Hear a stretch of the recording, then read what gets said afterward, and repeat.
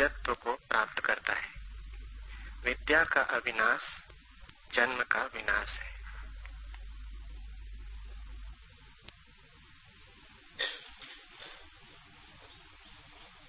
Jesus से उनके शिष्यों ने पूछा,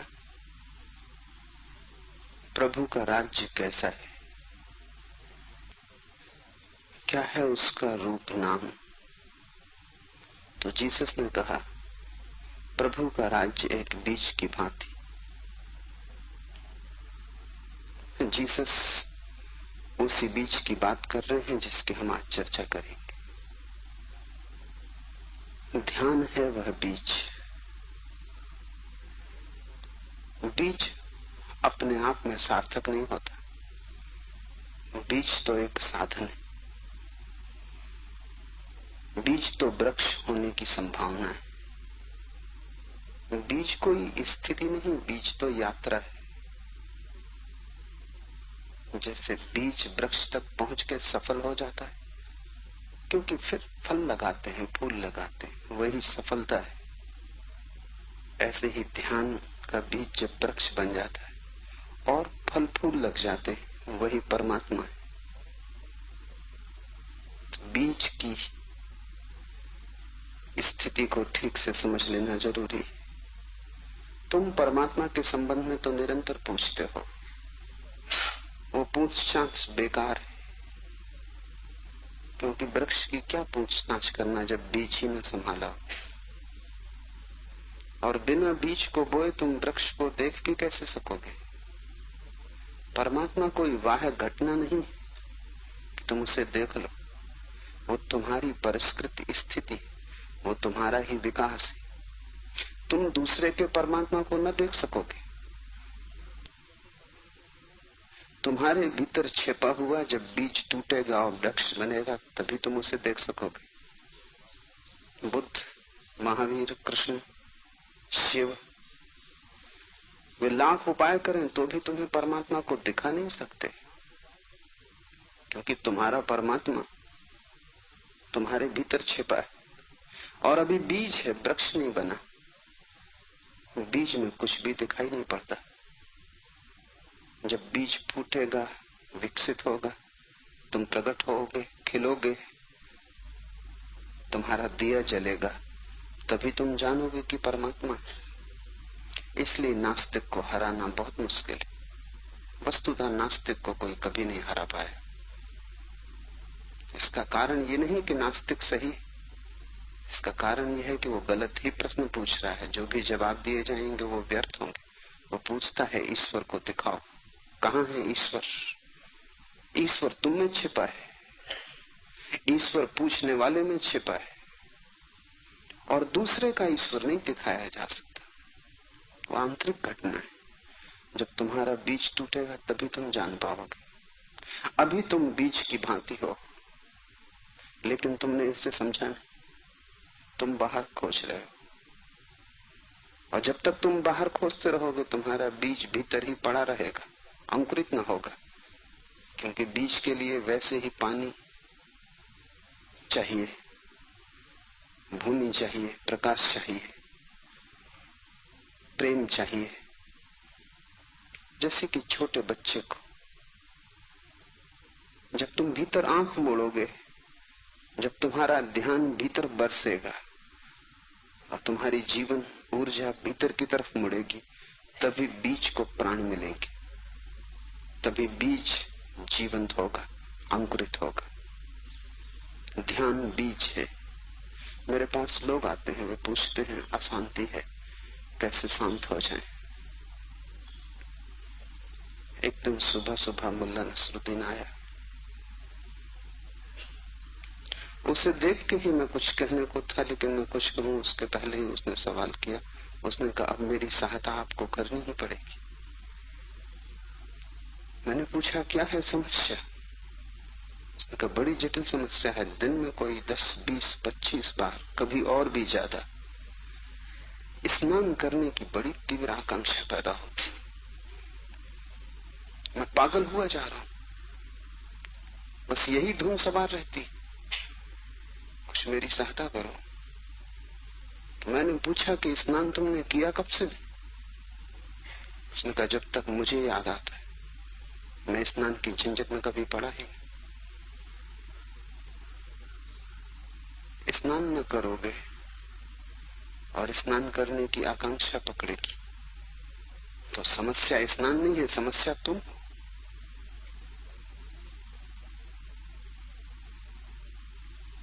तुम अशांत हो, तुम्हें पता नहीं कि तुमने ध्यान कभी नहीं किया, तुम उस झंझट में कभी पड़े ही नहीं। और अशांति तुम मिटाना चाहते हो और ध्यान के स्नान के बिना वो कभी ना मिटेगी, वो तलफ। ध्यान भीतर का स्नान है। जैसे शरीर ताजा हो जाता है स्नान के बाद, धूल कूड़ा करकट शरीर से बह जाता है, स्वच्छता आ जाती, ऐसे ही ध्यान भीतर का अंतरात्मा का स्नान। और भीतर जब सब ताजा हो जाता तब कैसी अशांति, तब कैसा दुख, कैसी चिंता, तब तुम पुलकित होते हो, प्रफुल्लित होते हो, तुम्हारे पैरों में घूंघर बंध जाते, तुम्हारा जीवन एक नृत्य हो जाता है। उसके पहले तुम उदास हो, थके हो, परेशान हो और तुम सोचते हो कि तुम्हारी अशांति के कारण बाहर है, तो तुम भ्रांति में हो।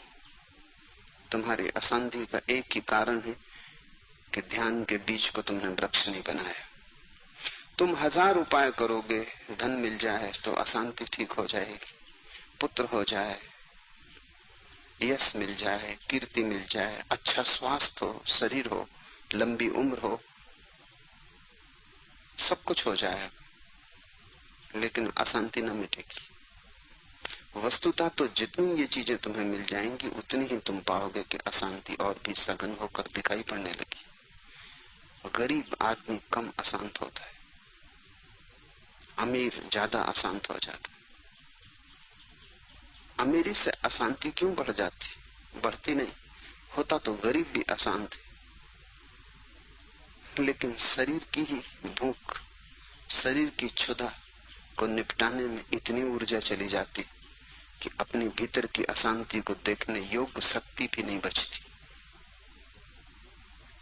अमीर की बाहर की जरूरतें पूरी हो जाती तो सारी शक्ति बचती और भीतर की जरूरत ख्याल में आती।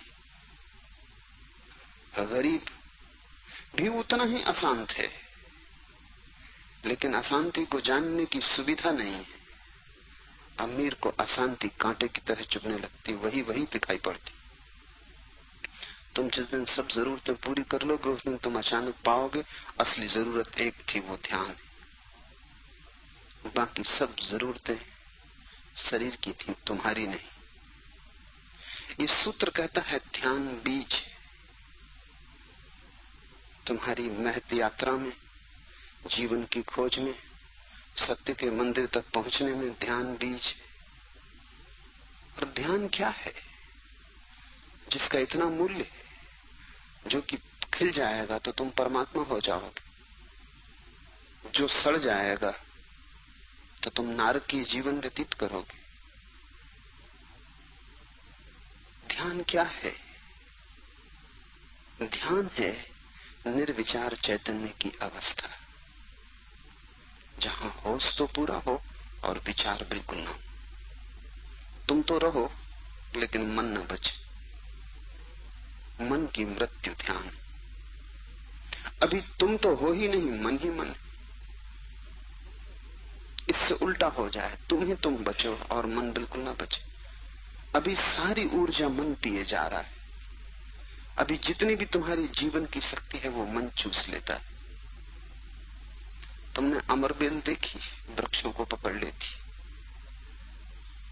फिर वृक्ष सूखने लगता है और बेल जीने लगती और बेल फैलने लगती। और बेल बड़ी मजेदार है, वो ठीक मन जैसी है, उसमें कोई जड़ें भी नहीं, उसकी कोई जड़ नहीं, क्योंकि उसे जड़ की जरूरत ही नहीं है, वो दूसरे के शोषण से जीती है। वृक्ष को सुखाने लगती है, खुद जीने लगती है। और ठीक हिंदुओं ने उसे अच्छा नाम दिया, अमरबेल। वो मरती नहीं, जब तक भी उसे शोषण मिलता रहेगा वो अनंत काल तक जी सकती। ऐसा ही तुम्हारा मन है, वो अमरबेल, वो मरता नहीं, वो अनंत काल तक जी सकता है, जन्मों जन्मों तक तुम्हारा पीछा करेगा। और मजा ये कि उसकी कोई जड़ नहीं, कोई बीज नहीं, उसका अस्तित्व बेजड़। मर जाना चाहिए उसे इसी वक्त, लेकिन मरता नहीं, वो शोषण से जीता है। और तुम्हारा मन तुम्हें चारों तरफ से घेरे हुए, तुम तो बिल्कुल दबी गए हो अमरबेल में। सारी जीवन ऊर्जा मन ले लेता है, कुछ बचता नहीं, तुम दीन दरिद्र, तुम सूखे सूखे जीते हो। मन तुम्हें उतना ही जीने देता है जितना जरूरी है मन के लिए। बेल भी वृक्ष को पूरा नहीं मारती, क्योंकि पूरा मारेगी तो खुद मर जाएगी। उतना बचा के चलती जितना जरूरी है। मालिक भी गुलाम को पूरा नहीं मार डालता, उतना भोजन देता है जितना गुलाम के जिंदा रहने के लिए जरूरी है। तुम्हारा मन तुम्हें बस उतना ही देता है जितना तुम बने रहो, अन्यथा 99% पी लेता है। 1% तुम हो, 99% मन है। ये गैर ध्यान की अवस्था है। 99% तुम हो जाओगे, 1% मन होगा, ये ध्यान की अवस्था है। और अगर 100% तुम हो गए और मन शून्य हो गया, ये समाधि की अवस्था है। तुम मुक्त हो गए, बीज पूरा वृक्ष हो गया, अब कुछ पाने को न बचा। जो भी पाया जा सकता था पा लिया, सब संभावनाएं सत्य हो गई, जो भी छिपा था वो प्रकट हो गया। तब तुम्हारी सुगंध से अस्तित्व भर जाता है। तब तुम्हारा नर्तन दूर दूर कोनों तक, चांतारों तक सुना जाता है। तब तुम ही पुलकित नहीं होते, तुम्हारे साथ पूरी विश्व की प्राणधारा पुलकित होती है। तब अस्तित्व में एक उत्सव आ जाता है। जब भी कोई एक बुद्ध पैदा होता है, सारा अस्तित्व उत्सव से भर जाता है, क्योंकि सारा अस्तित्व तुम्हारे बीज को वृक्ष बनाने के लिए आतुर है। ध्यान का अर्थ है जहां मन न के बराबर रह जाए। समाधि का अर्थ है जहां मन बिल्कुल शून्य हो जाए। तुम बचो। और शिव का ये सूत्र कहता है ध्यान बीज, इसलिए ध्यान से शुरू करना पड़ेगा। अभी तो होश बेहोश, जागते सोते मन ही तुम्हें पकड़े हुए। रात सपने चलते हैं, दिन विचार चलते हैं, उठते बैठते मन का ऊहापोह चलता रहता है। और बड़े आश्चर्य की तो बात यह कि सार उसमें कुछ भी नहीं। कितना ही ये ऊहापोह चले, मन से कुछ मिलता नहीं। क्या तुमने पाया है? इतने दिन सोचकर कहां तुम पहुंचे हो? इसे भी तो सोचो। इस तरफ भी ध्यान दो कि इतनी यात्रा करने के बाद कौन सी मंजिल मिली। सोच सोच के क्या पाया? एक दार्शनिक था, बड़ा दार्शनिक, इमैनुअल कांट। सांझ घर की तरफ आ रहा था। एक छोटे से लड़के ने उसे रास्ते पर रोका और कहा, अंकल मैं आपके घर गया था, कल पिकनिक पे जा रहे हैं और आपके कैमरे को मांगने गया था। आप तो घूमने गए थे, नौकर मिला, उसने बिल्कुल मना कर दिया। क्या ये उचित है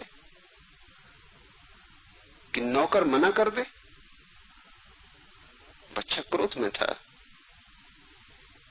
कांट ने कहा कि बिल्कुल अनुचित है। मेरे रहते नौकर मना करने वाला कौन होता है? आओ मेरे साथ। बच्चा बहुत प्रसन्न हुआ। पहुंचे घर, कांट ने बड़ी डांट डपट की नौकर की और बच्चा पुलकित होता रहा। कहा कि मेरे रहते तू मना करने वाला कौन होता है? उस बच्चे से भी कहा, तू बोल, मेरे रहते नौकर मना करने वाला कौन होता है? उस बच्चे ने कहा, बिल्कुल नहीं अंकल। और इस आदमी ने बड़ी बेहूदगी से इंकार किया। और तब इमैनुअल कांट ने उस बच्चे से कहा कि अब तुझे मैं बताता हूं कि कैमरा मेरे पास नहीं।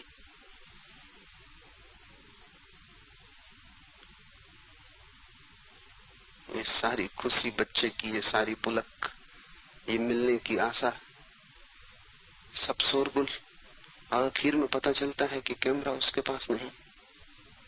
ये तुम्हारे मन की दशा है। जीवन भर दौड़ोगे, चिल्लाओगे, आशा बांधोगे, श्रम करोगे, और आखिर में मन कहेगा जिसकी तुम तलाश कर रहे हो वो मेरे पास नहीं। मन ने सदा यही कहा है, उसके पास है भी नहीं। इसलिए मन सदा आशा बंधाता है, और मन सदा कहता है आज तो नहीं, कल, कल निश्चित। मन से ज्यादा आश्वासन देने वाला और कोई भी नहीं। और तुम हो मूढ़ कि अगर मन के पास होता तो वो आज ही दे देता। वो कल की कह रहा है और तुम मान लेते हो। और तुम कितनी बार मान चुके हो, और हर बार कल आता है और मन फिर कल पे टाल देता है। लेकिन ये तुम्हारी बेहोश आदत हो गई। तुम कल की बात सुनने को आदी हो गए हो। ये आदत इतनी गहरी हो गई कि तुम इस पर पुनः विचार नहीं करते। बेहोशी में भी, रात के सपने में भी मन तुम्हें कल पर टालता रहता है। मुल्ला नसरुद्दीन बीमार था, पत्नी ने खबर की तो मैं उसके घर गया। भारी बेहोश में, बुखार तेज था, लगता था 500, 105, 106 डिग्री बुखार होगा। बिल्कुल बेहोश पड़ा है, आंख से जल रहा है।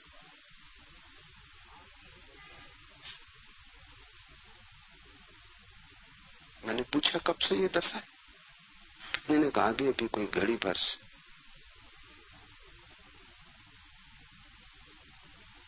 मुल्ला नसरुद्दीन के मुंह में मैंने कहा थर्मामीटर लगा के देखो। मुंह में थर्मामीटर लगाया। उस बेहोश अवस्था में भी उसने क्या कहा? उसने कहा माचिस प्लीज। चेन स्मोकर, एक सिगरेट से दूसरी जला के सदा पीता रहा। 105 डिग्री बुखार में भी, और सब तो याद नहीं, कोई सुध नहीं, लेकिन मुंह में थर्मामीटर डालते से उसे याद सिगरेट की आती। माचिस प्लीज। तुम मर भी रहे होगे तो भी तुम्हारी दशा यही होगी, माचिस प्लीज। तुम्हारा मन पुरानी आदत के अनुसार अपनी बेहोशी में भी ताने बाने बुनता रहता है। मरते क्षण भी तुम मन से ही भरे रहोगे। तुम पूजा करो, प्रार्थना करो, तुम मंदिर जाओ, तीर्थ यात्रा करो, मन तुम्हारे साथ है। और जहां भी मन तुम्हारे साथ है वहां धर्म से तुम्हारा संबंध न जोड़ेगा। मुसलमान फकीर हुआ हाजी मोहम्मद, साधु पुरुष था। एक रात उसने सपना देखा कि वो मर गया है और एक चौराहे पे खड़ा है, जहां से एक रास्ता स्वर्ग को जाता है, एक नरक को। एक रास्ता पृथ्वी को आता है, एक मोक्ष को। चौराहे पर एक देवदूत खड़ा है, एक फरिश्ता, और वह हर आदमी को उसके कर्मों के अनुसार रास्ते पर भेज रहा है।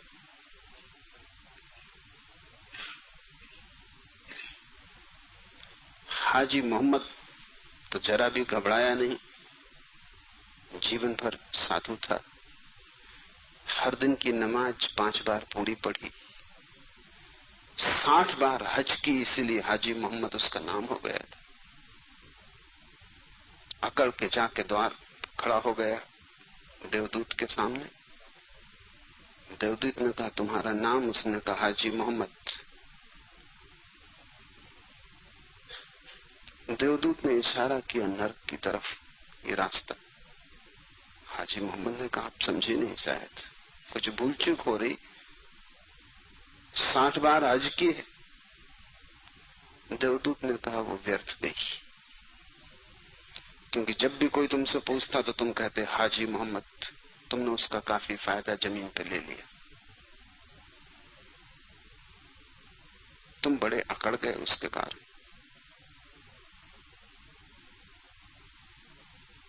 कुछ और किया है? हाजी मोहम्मद के पैर थोड़े डगमगा गए। जब 60 बार की हज व्यर्थ हो गई तो अब आशा टूटने लगी। उसने कहा रोज 5 बार की नमाज पूरी पढ़ता था। उस देवदूत ने कहा वो भी व्यर्थ गई, क्योंकि जब कोई देखने वाला होता था तुम जरा थोड़ी देर तक नमाज पढ़ते थे, जब कोई भी ना होता था तुम जल्दी खत्म कर देते थे। तुम्हारी नजर परमात्मा पे नहीं थी, देखने वालों पे थी।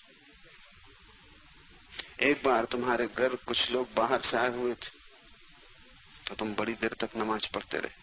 वो नमाज झूठी थी, ध्यान में परमात्मा न था, वे लोग थे कि लोग देख रहे हैं तो जरा ज्यादा नमाज, ताकि पता चल जाए कि मैं धार्मिक आदमी हूं, हाजी मोहम्मद। वो बेकार गई, कुछ और किया है। अब तो हाजी मोहम्मद घबरा गया और घबराहट में उसकी नींद टूट गई। सपने के साथ जिंदगी बदल गई। उस दिन से उसने अपने नाम के साथ हाजी बोलना बंद कर दिया। नमाज छिप के पढ़ने लगा, किसी को पता भी ना हो। गांव में खबर भी पहुंच गई कि हाजी मोहम्मद अब धार्मिक नहीं रहा। कहते हैं नमाज तक बंद कर दी, बुढ़ापे में सठिया गया। लेकिन उसने इसका कोई खंडन न किया। वो चोरी छिपे नमाज पढ़ता, वो नमाज सार्थक होने लगी। कहते हैं मर के हाजी मोहम्मद स्वर्ग गया। तुम्हारा मन प्रार्थना भी करेगा तो भी प्रार्थना न होने देगा। तुम्हारा मन प्रार्थना से भी अहंकार को भरने लगेगा। अपने ध्यान की चर्चा मत करना, उसे छिपाना, उसे संभालना। जैसे कोई बहुमूल्य हीरा मिल गया हो और उसे तुम छिपाते हो, उछालते नहीं फिरते। संपदा को तुम गड़ा देते हो, ऐसे ही तुम ध्यान को गड़ा देना। उसकी तुम चर्चा मत करना, उससे अहंकार मत भरने लगना। अन्यथा मन की बेल वहां भी पहुंच गई और वो चूस लेगी। और जहां मन पहुंच जाता है वहां धर्म नहीं, और जहां मन नहीं पहुंचता वहां धर्म। मन बहिर्मुखी, उसका ध्यान दूसरे पे होता, अपने पे नहीं होता। ध्यान अंतर्मुखता है। ध्यान का अर्थ है अपने पे ध्यान, दूसरे पर नहीं। मन का अर्थ है दूसरे पर ध्यान। ध्यान करो, तुम अगर 2 पैसे गरीब को देते भी हो तो तुम देखते हो कि लोग देखते या नहीं। तुम मंदिर बनाते हो तो बड़ा पत्थर लगाते हो अपने नाम का। तुम दान करते हो तो अखबार में खबर छपवाते हो। सब व्यर्थ हो जाता है। हाजी मोहम्मद होकर तुम पहुंच ना पाओगे। तुमने कितने उपवास किए, कितने व्रत किए, इस सब की फेहरिस्त संभाल के मत रखना। परमात्मा की दुनिया कोई दुकानदार की दुनिया नहीं। वहां हिसाब नहीं काम आता। वहां तुम हिसाब लेके गए कि वहां तुम हारोगे। हिसाब संसार में काम आता है। लेकिन तुम देखो, जैन मुनि हर वर्ष छपवाते हैं कि इस बार उन्होंने कितने उपवास किए।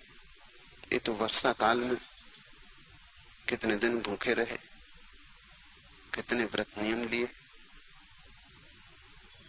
वो हिसाब रख रहे।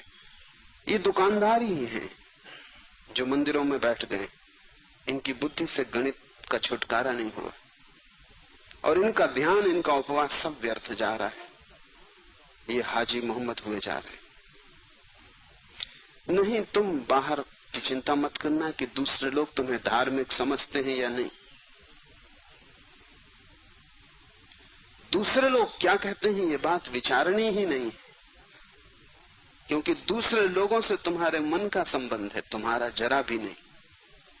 जिस दिन मन समाप्त हो जाएगा उस दिन तुम असंग हो जाओगे। मन ही दूसरों से तुम्हें जोड़े हुए, और जब तक मन तुम्हें संसार से जोड़े हुए तब तक तुम परमात्मा से टूटे रहोगे। जिस दिन तुम संसार से टूट जाओगे, मन खो जाएगा, उसी दिन परमात्मा से जुड़ जाओगे। इधर हुए असंग, वहां हुआ संग। यहां टूटा नाता, वहां जोड़ा नाता। यहां से हुई आंख बंद, वहां खुली। ध्यान बीज है और ध्यान का अर्थ है निर्विचार चैतन्य। दूसरा सूत्र है आसनस्थ व्यक्ति सहज ही चिदात्म सरोवर में निमज्जित हो जाता है। ये सूत्र बड़ा क्रांतिकारी, सरल भी कठिन भी। आसनस्थ हुआ व्यक्ति चिदात्म सरोवर में निमज्जित हो जाता है, डूब जाता है। जापान में ज़ैन फकीरों की परंपरा है। उनसे तुम पूछो कि ध्यान के लिए क्या करें, तो कहते हैं कुछ ना करो, बस बैठ जाओ। ध्यान रखना, जब वो कहते हैं कुछ ना करो तो उनका मतलब है कुछ भी ना करना, बस बैठ जाना। बस इतना ही करना कि बैठ गए, और कुछ भी मत करना, क्योंकि तुमने कुछ किया कि मन आया। बात सरल लगती है पर बड़ी कठिन है। यही तो मुसीबत है कि बैठना मुश्किल है। आंख बंद की, काम शुरू हुआ, दौड़ शुरू हुई, शरीर बैठा हुआ दिखाई पड़ता, मन भाग रहा है।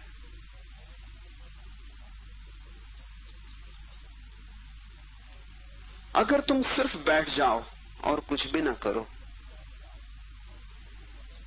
तो ध्यान।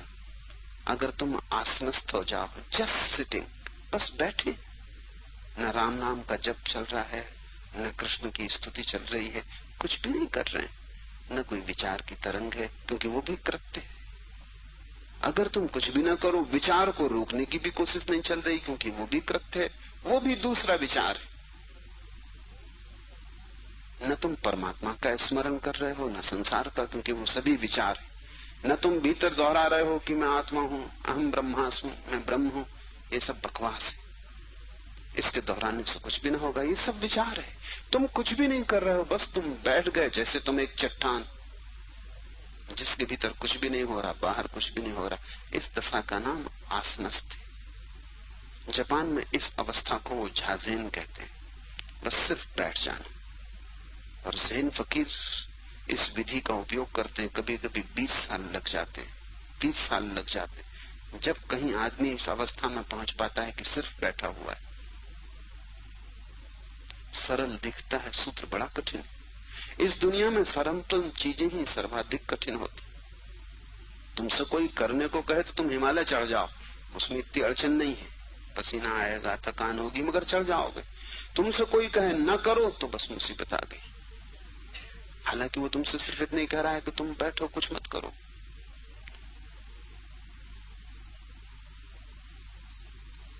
अगर तुम चुपचाप बैठे रहो, क्या होगा? पहले तो जैसे ही तुम बैठोगे, तुम पाओगे शरीर में अनेक स्थानों पर गति शुरू होती।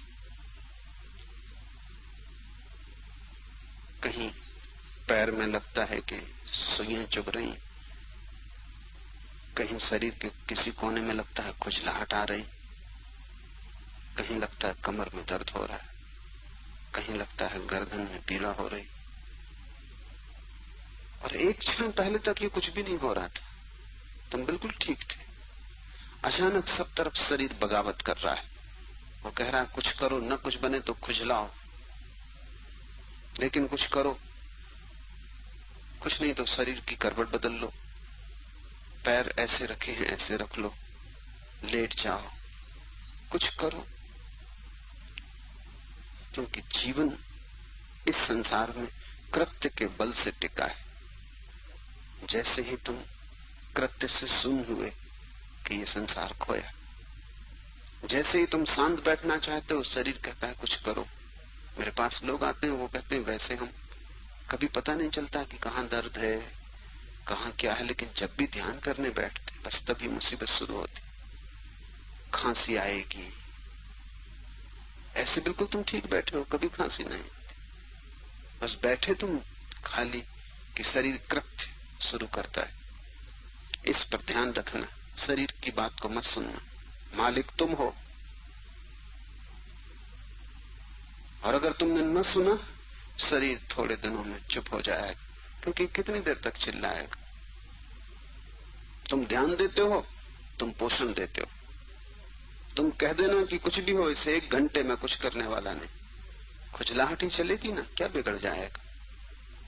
कभी तुमने ख्याल किया कि अगर तुम 2-4 मिनट हिम्मत जुटा लो तो खुजलाहट अपने आप चली जाती। और खुजलाने से कभी कोई खुजलाहट गई, बढ़ती। अगर तुमने पक्का